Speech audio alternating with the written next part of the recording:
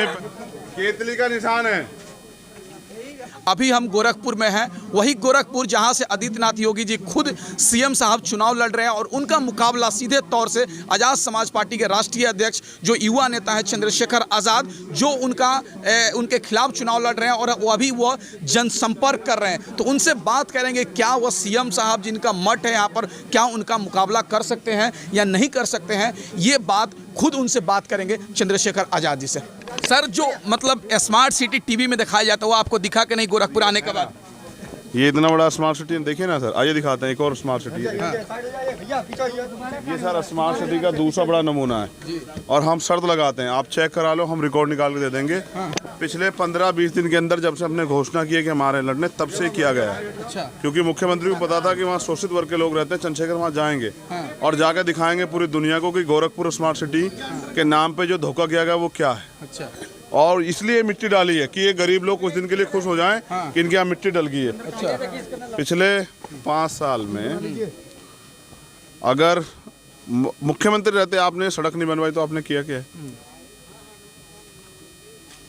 मैं समझता हूँ कि इससे बुरा मतलब सफाई के मामले में, रोजगार के मामले में और परेशानी जो तमाम तरह की बुनियादी परेशानी है, नाली, सड़क वड़क, इसके मामले मैंने इससे ज़्यादा। आप अकेले चुनाव लड़ रहे हैं, आपको कमजोर महसूस नहीं हो रहा है कि अकेले हैं आप? अरे भैया हम लोग हैं ना।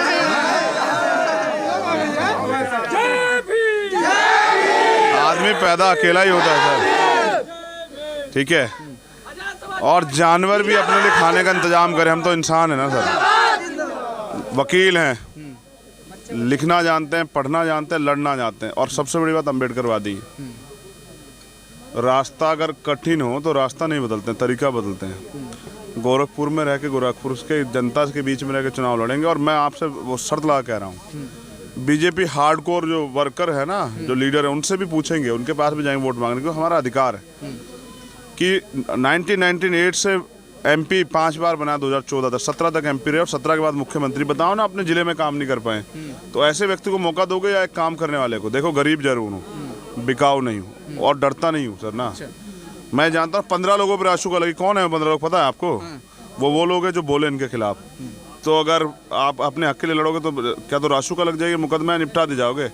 तो कहो बाबा को जो करना है करे, लेकिन लड़ेंगे और लोगों को बताएंगे कि राजनीतिक शक्ति क्या थी और आपको मिला क्या है। लगातार आप जनसंपर्क कर रहे हैं, क्या लग रहा है कि गोरखपुर की जनता आपको समर्थन दे रही है? ये गोरखपुर की जनता ही, आप मेरे निकलने के बाद पूछना जी, नोट भी दे रही है गोरखपुर की जनता, वोट ही नहीं दे रही है, नोट भी दे रही है। कल दिए 500 का नोट जी, फिर एक और 100 का नोट दिए, कहे कि बेटा नोट भी देंगे और वोट भी देंगे और जिता के भेजेंगे। अच्छा सर, अब आ रही है वहाँ, ये गर्मी हो रही है बेटा, अगर तुम्हें कुछ हो जाए क्या हो?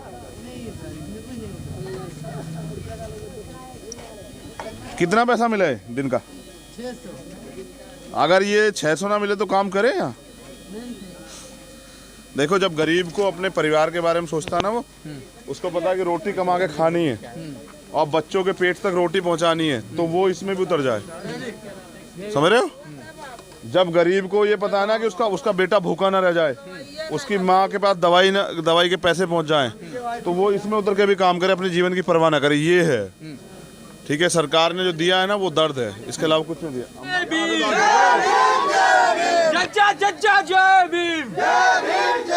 सर, लास्ट सवाल, गोरखपुर की जनता से क्या अपील करना चाहते हैं? देखिए सर, मैं गोरखपुर की जनता से एक सवाल छोड़ रहा हूँ। गोरखपुर की जनता एक तरफ एक तराजू में मुख्यमंत्री योगी आदित्यनाथ जी को रखे और एक में हमें।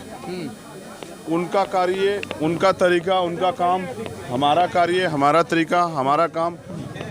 प्रदेश के लिए एजेंडा, गोरखपुर के लिए एजेंडा,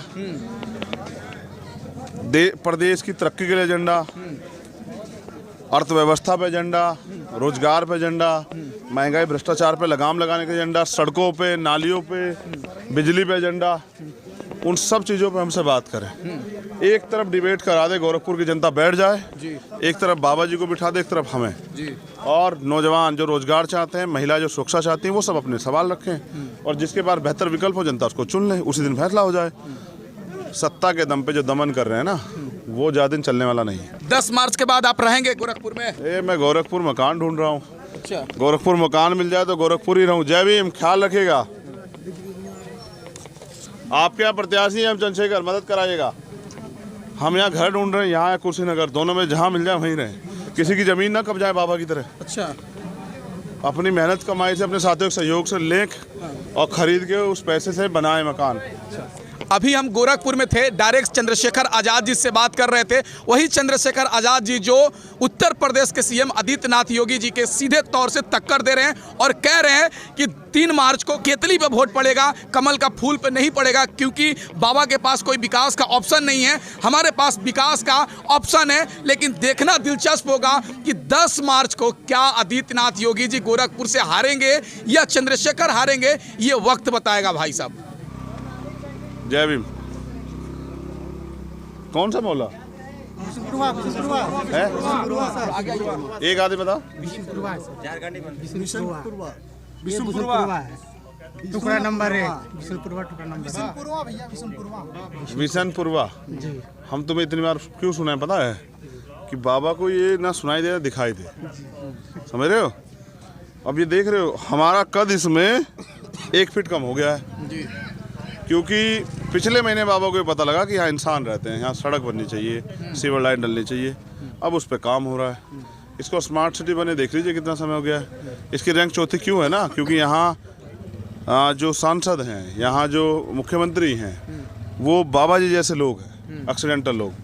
अगर यहाँ कोई योग्य व्यक्ति होता तो इस क्षेत्र में विकास हो गया होता। ऐसा थोड़ा है कि भारत की राजनीति में पैसा नहीं है, पैसा बहुत है, लेकिन अगर पैसा नेताओं की जेब में जाएगा तो फिर काम कैसे होगा? ठीक है, तो इसलिए कह रहा हूँ गोरखपुर की जनता जितना जल्दी समझ जाए उतना जल्दी बेहतर है। जितना देर करे उतना फिर ठगी जाए। जिनको अजमा लिया है पिछले 5-5 साल, 10-10 साल, 15-15 साल, 5-5 बार MP इसको जब बना दिया है, आप ठीक हो, उन पे आप भरोसा करें तो फिर वही धोखा खाएं। सर आपके यहाँ मैं प्रत्याशी चंद्रशेखर आज़ाद, तो इसलिए मैं चाहता हूँ कि यहाँ की जनता अब धोखा ना खाए। आप ठीक हैं सर? इसलिए मैं चाहता हूँ यहाँ की जनता धोखा ना खाए। इसलिए वैसे निकम्मे नकारा लोगों को, एक्सीडेंटल लोगों को हटाएं और काम करने वाले लोगों को मौका दें। सर कल जाफराबाद परसों गए थे आप, जो मंदिर के जस्ट सामने है, और खास करके वहाँ अल्पसंख्यक मुस्लिम समुदाय के रहते हैं, जो रोड टूटी थी, आपने दिखाने का काम किया। देखिए मुझे लगता है ना, बाबा सिर्फ अपने भाषण में नफरत नहीं बांटते हैं, अपने काम में भी बांटते हैं। अच्छा।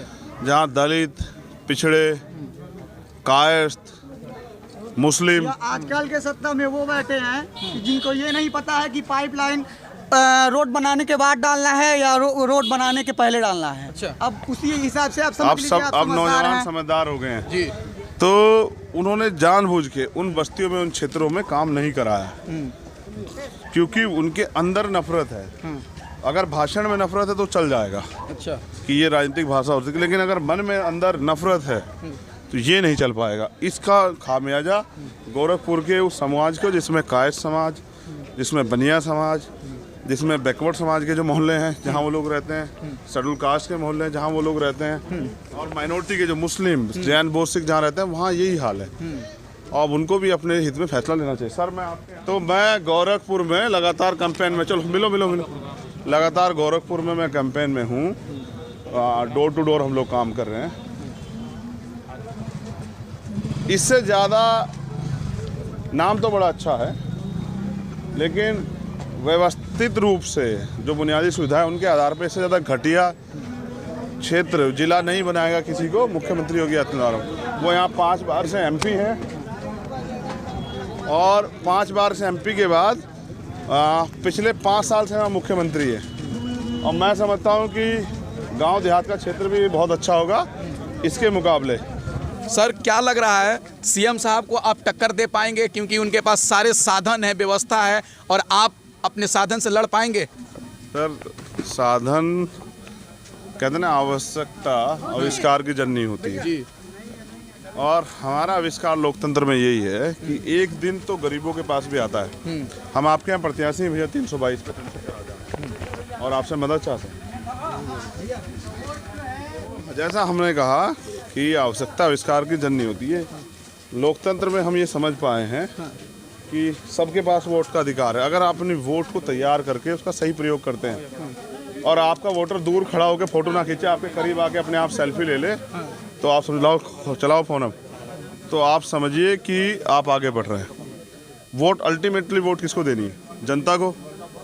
उस जनता को बस हमें तैयार करना है कि वोट है क्या, इस बात के लिए। केतली का निशान है।